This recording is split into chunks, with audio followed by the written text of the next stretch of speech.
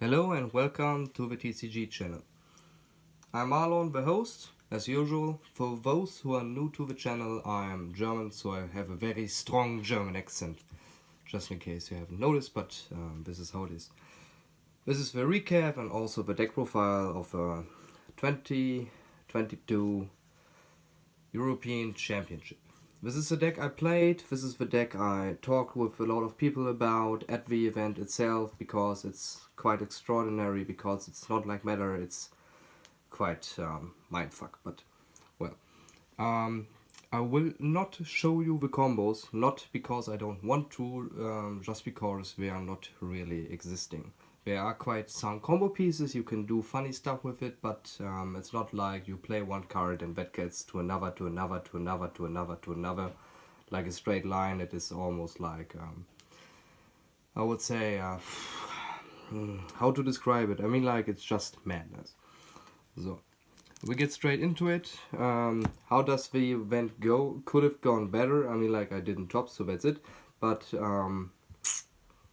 I had very fun time playing it, and I think like this is what matters the most.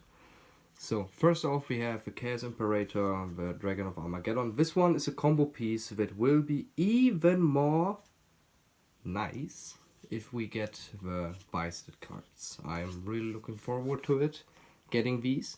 This card has two effects. The first one is you can pay 1,000 life points, if it is in your pendulum scale. You can pop it and then pick up any dragon that is banished currently and get it back to your hand.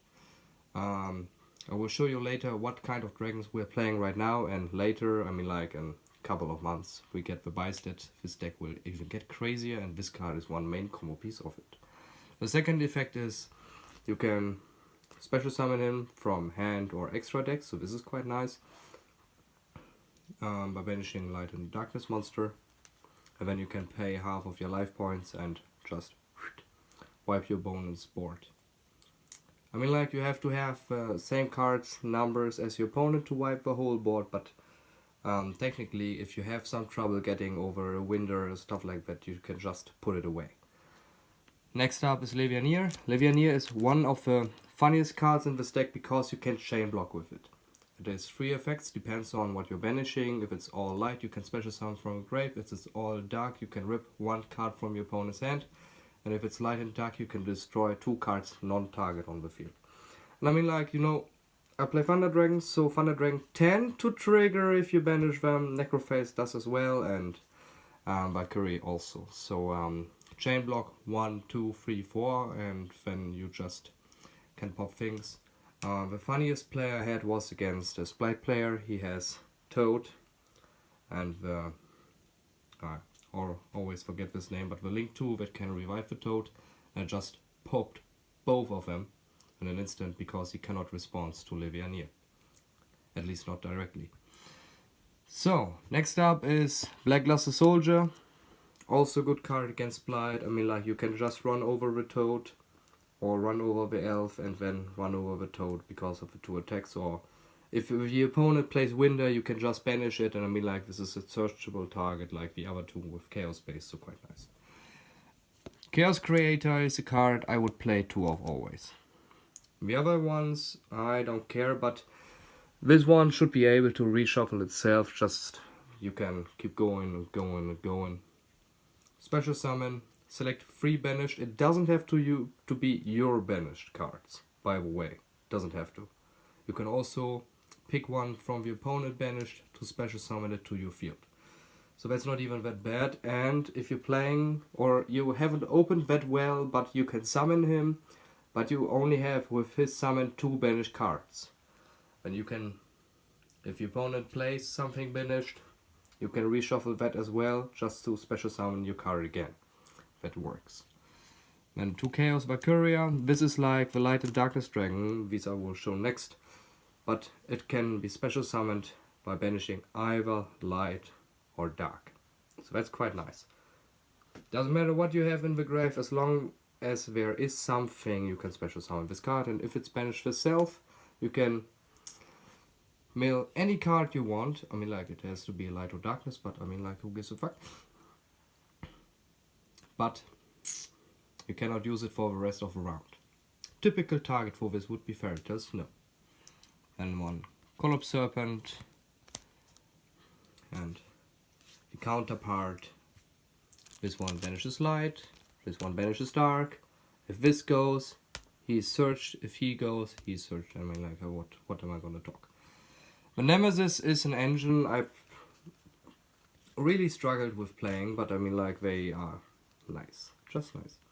So, to get this all straight, all of them have the same summoning effect. You can target one of your banished cards or monsters, return them to the deck, special summon. This one returns when it's banished itself, this one searches from the deck, this one adds from the grave, and this one adds from the banished pile, and this one is the big guy. We could also search with Melody or give him back with the Chaos Armageddon. For those guys who think that, how do I say it? Sword Soul with Protoss was a fair deck. Well, this is the counterpart of Protoss. They didn't hit him. They just leave him where he was, and I think, like, I'm quite happy with it. Protoss said attribute, this one says type. And I mean, like, as long as we have the type the opponent plays, we can say you don't play with us. I'm sorry, my dude, but no, this is not gonna happen. Next up, we're playing 3 Necrophase. Why? Because we like to banish stuff. And normally the opponent doesn't like half of his deck, if not even more, to be banished. For some reasons they play little engines like the Avenger tokens, or where's the Duke Frog? Oh, I'm sorry, my dude, I'm sorry. And stuff like that. So, free Raiden, because we like to mill, to get cards to the grave. And then the Thunder Dragons, nobody's playing Lockbird, so we are free to search, I guess. Free Thunder Dragon, to Raw, this one special summons from the deck. To Dark, this one searches from the deck. To Matrix, adds itself, and it's a quickie in the opponent's turns, so Titan is alive as a threat. And Hawk can revive one. And if it's Spanish, you can reshuffle part of your hand to draw a new. So if you brick, or you get Sayuya and draw 3 Thunder Dragons and ask yourself, what the fuck is this? You can also shuffle with Hawk these back. Then we need some consistency. I don't know if you had noticed, but if you all have 5 Thunder Dragons in hand, this isn't gonna do much without Coloss. So, 3 Bigfoot to pop things if it annoys us. We play Melody, so we can just Melody, pop. 1 Thunderbird for back row. 3 Nessie for searching. 2 Mothmans for drawing. 1 Chupacabra. 1 Walpatinga. 1 Tsuchinoko. Makes a total of 12. So 20% of the deck are dangers. I cannot do more. I think like this should be doing it. And of course, the 1 Snow. And this is the wildcard plays right now, so we play 1 Kaiju.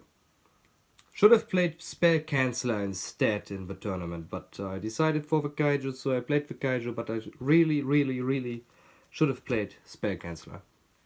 Because Dark Ruler, it is a strong card, but Spell Canceller says no to it, and most of the games I get Dark Ruler, I wouldn't have get Dark Ruler because of Spell Canceller, but never mind. This is it for the monsters. Spell cards. Free charge, because we like to mill for cost, because when we already have resources. Even if this gets Ash, you get 3 cards in grave, that's all that matters. Free Chaos Space, we like to search. Free Melody, we like to search. Free Allure of Darkness, because we like to draw. Free Thunder Dragon Fusion, because we like to play Titan, and also we can search many things. For those who are new to this channel, what can I search? I can search a Kaiju. I can search the Nemesis that adds from a banish pile. At the point we banish for Thunder Dragon Fusion to get this thing will be alive to get something back for us. And of course the Chaos Creator, because we're awesome. And all of the Thunder Dragons, of course, but normally you don't gonna search those. I also played Denko Sekka for quite some time on this deck. This was also fun to play, no doubt. When one gold sarcophagus, it's a good starter, and of course, one foolish barrier. Well then, to the actual deck we go. We play one Underworld Gyadis. It's quite nice. Unaffected except by targeting. If it's summoned, it is quite a dark ruler, except the opponent has a Veiler or impermanence, then different story. Can negate effects that comes from a grave, and the main part is you can use opponent's monsters for the summon. Quite nice. Get 3 monsters out, use the link 2 of a Splight, special summon this, Toad is dead. Let's go. 1 Appaloosa, 1 Aframax, 1 Zerberus. Zerberus is a card that can get really big in this deck. And it's quite a nice interruption. I mean, like, doesn't happen in this event, but at our locals we got an Eldritch player, and I mean, like, he just set 5 past. Snow effect, summon in the zone, Zerberus points to, banish the whole field, Zerberus returns, attack for game. Nice, we talked about it. Zayuya, because we like to draw and we like to special summon monsters from the hand. Curious, because we like to mill. Then this is a line I usually play because I think like it's not bad to have these to out lots of stuff. But it's not necessary. If you want, so these are 3 wildcard places. I mean, like, this could be, let's say, like Firebrax, this is in Celine, and this is the Access Code Talker, and for the wildcard plays from the Kaiju we instead play in Veiler or something like that. I mean, like, you can do stuff with it. 1 IP, 1 Cross Sheep, 1 Dingir Zoo, 1 Chaos Dragon, and 2 Titan. Nothing special. Nothing special. All cards from, I would say, the format before this, but doesn't matter. To the side deck. We play 3 Nibiru, 3 Lockbird. Thing is, like, these aren't good hand traps in this format. I know. But if you play against rogue matchups, they are quite nice. If you play against heroes for some instances, not that hero would be a threat, but if hero comes up, this is already game if you get these. But also if you play against tier element, and tier element is really out-resourcing itself. When you can Nibiru them and boom, board gone. Counts depends on what type of deck you're playing against. I mean, like, there are many funny builds, they're just searching and searching and searching and searching and searching. I think like Lockbird would really hurt them, but yeah, they were really excited then. 3 Dark Ruler, 3 Twin Twister. I mean, like, this is kind of side I didn't really use most of the time. There are 3 things I would side rather even. And one is a Spell Canceller, because it prevents the opponent from Dark Ruler and stuff like that. A Jinzo, because it prevents the opponent from impermanence, evenly matched and stuff like that. And 1 Christia, because it says no Kaijus, no special summon. The only thing you can do against these 3 is Ra Sphere Mode, and if you don't play it, you're fucked. That's the core recipe I played. Because I think, like, okay, nobody knows what I'm doing with this deck. If I'm going first, what only had occurred once in the whole tournament. So, if I go first, I just banish top cards of the opponent's deck. Okay, I see what he's playing. I play a Chantos, say and game. So, if I go second, I see that I get many resources, Chain Black with Liviania, stuff like that. Then build my board and then say, okay, you can go home. And when the opponent says, okay, I go first, I might lose, okay, it's fine. When I go first and the opponent thinks, aha, okay, he's playing that and that, okay, then I'm playing 3 Dark Ruler, I'm playing 3 Evenly Matched, and I'm playing 3 Droplet and 3 Talents, and let's go. And I'm like, okay, Jinzo says no, Spellcaster says no, And if he opts to play Lava Golem or Kaijus or stuff like that, Christian says no. So this is quite play safe. So if I got first and I got all 3 of them out, I mean like, what did you expect? That was my game. Luckily, normally when I build this I got in Dingirzu or something like else, because Spell Canceller isn't that strong, you see.